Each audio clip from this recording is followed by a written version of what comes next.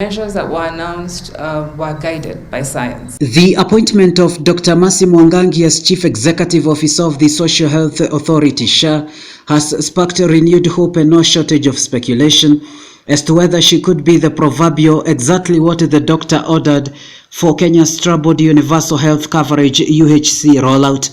Health Cabinet Secretary Eden Duale announced the appointment, describing Dr. Mwangangi a health systems strengthening expert with an exceptional track record of driving policy transformation and financing reforms.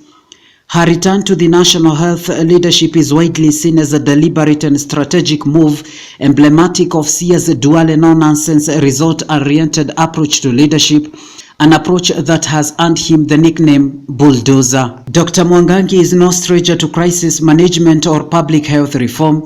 Her steady and strategic leadership during the COVID-19 pandemic earned her national acclaim as the Chief Administrative Secretary CS for Health during one of the country's most daunting public health emergencies.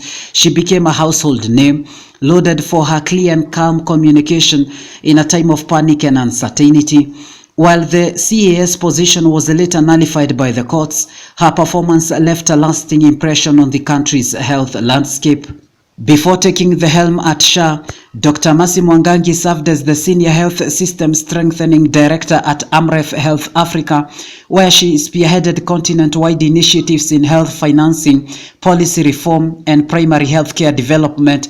Her experience in mobilizing development assistance and driving progress on UHC makes her uniquely positioned to address the challenges facing a social health authority. SHA, which was established to replace the scandal-plagued National Health Insurance Fund (NHIF), has struggled with a rocky launch. Allegations of opacity, governance shortcomings, and service delivery inefficiencies have kept the authority under intense public and institutional scrutiny.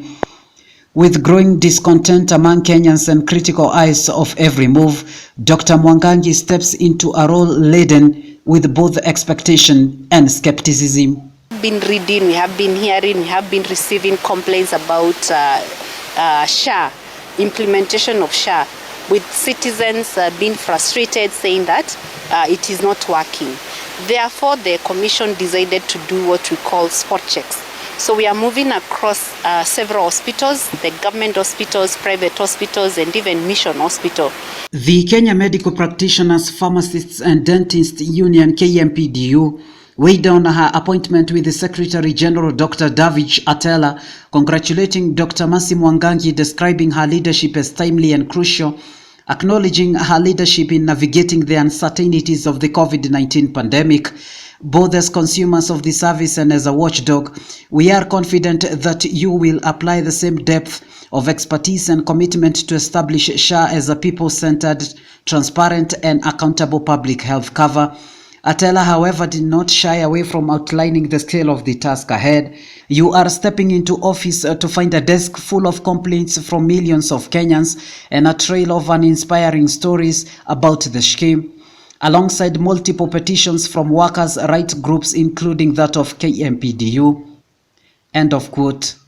As of early November 2024, only 42% of private hospitals in Kenya had fully transitioned to the SHA portal. A recent survey conducted by the Rural, Urban and Private Hospitals Association (RUFA) revealed that while 75% of transitioned hospitals can access the new system, many are still facing considerable difficulties. Among the challenges bedeviling SHA are technical glitches. Many healthcare providers have reported issues logging into the SHA system. According to the SHA Healthcare Providers Consortium survey, 64% of providers lacked credentials to access the health system, severely limiting their ability to treat patients. Claims of processing issues. The digital claims processing system has been plagued with failures, forcing providers to revert to manual claims forms. The regression has been a direct response to protests from healthcare providers who found themselves unable to access necessary services. Patient verification problems has also been another challenge. The success rate for patient verification stands at only 50%, with many hospitals struggling with incorrect family member registration details. Is Dr. Mwangangi the proverbial doctor for Kenya ailing system? Well, time will tell. For tonight's edition, I'm Kagunda. Kelvin